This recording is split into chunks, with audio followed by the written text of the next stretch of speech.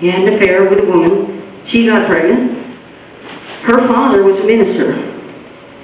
So her dad said, "You're not having anything to do with that blues singer." Remember the stigma about blues being the music of the devil. And so they went off, moved in with Grandpa. Robert Johnson wanted to see his child, so he would come from time to time. So Claude remembers looking out the window and seeing his dad drive up. Robert Johnson comes to the door. Imagine looking through a window to see your father, and your father is Robert Johnson. Just imagine for a moment. And he comes up to the door, and Grandpa goes outside, and Claude sees his dad talking with his grandpa. And no, he's not allowed to see his child, so he drives away. That's heartbreaking. Then the last time he sees his dad, again through a window, Claude is now 6 or 7 years old, Robert Johnson drives up, Grandpa goes out, Robert Johnson says, "Can he marry the woman and take his child with him?" You know, the slightest moments in history could change everything. But Grandpa said no. You know, he had his reasons too. He had his beliefs, he had his reasons. So Robert Johnson hands some money to Grandpa for his child. I mean, there must have been a lot of emotion at that moment. There must have been a lot of emotion to come to the door and say, "Can I marry your daughter? Can I take my wife and child with me?" And have Grandpa say no, and then have him hand him like $20, probably what he had gained the previous night singing, who knows, probably all that he was carrying. He gave it for his child.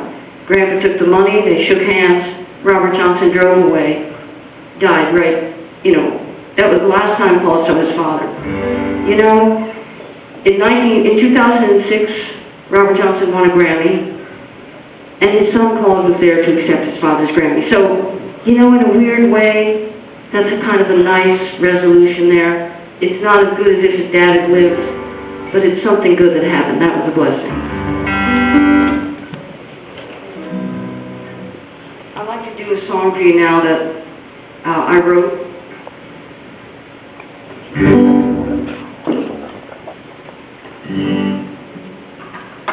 Normally I put quite a few of my originals in the set, but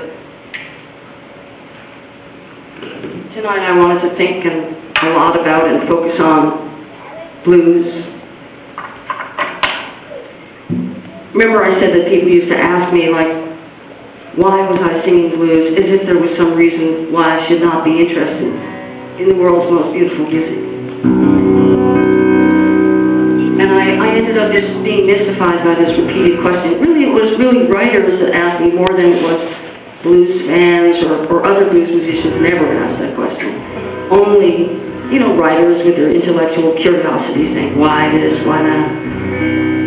So after answering about it being a spiritual thing, not being an outward thing, I also then wrote a song, and I called it From the Dust. One of my CDs is named after this song. I think I'll close my set with this song. But I want to say this, the new record sold out, my teaching DVD is sold out, the new one is coming out, Volume 2 is coming out in May, so it's right around the corner. You can get everything on my website and probably in stores.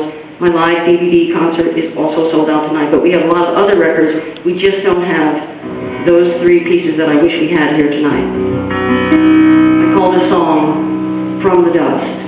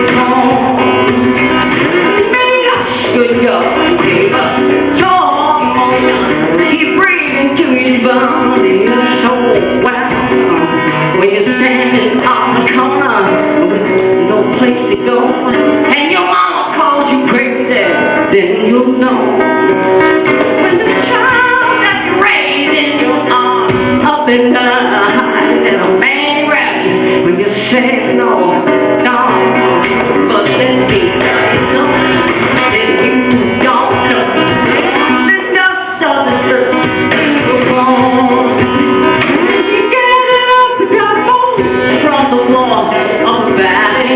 He breathed into his body a soul well.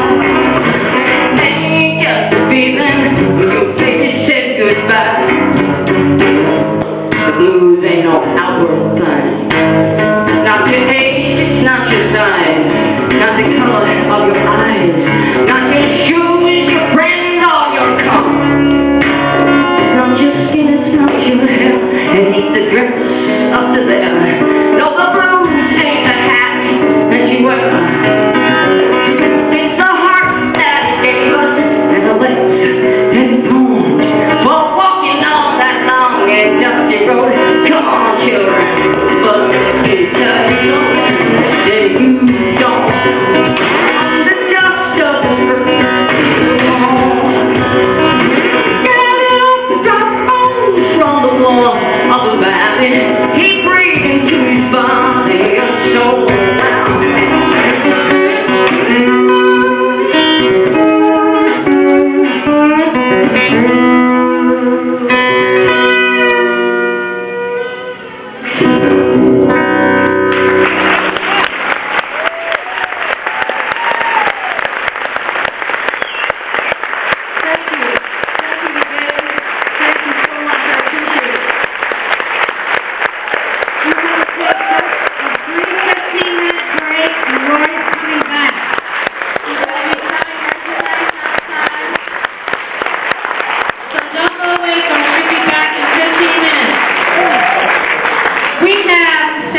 Out there for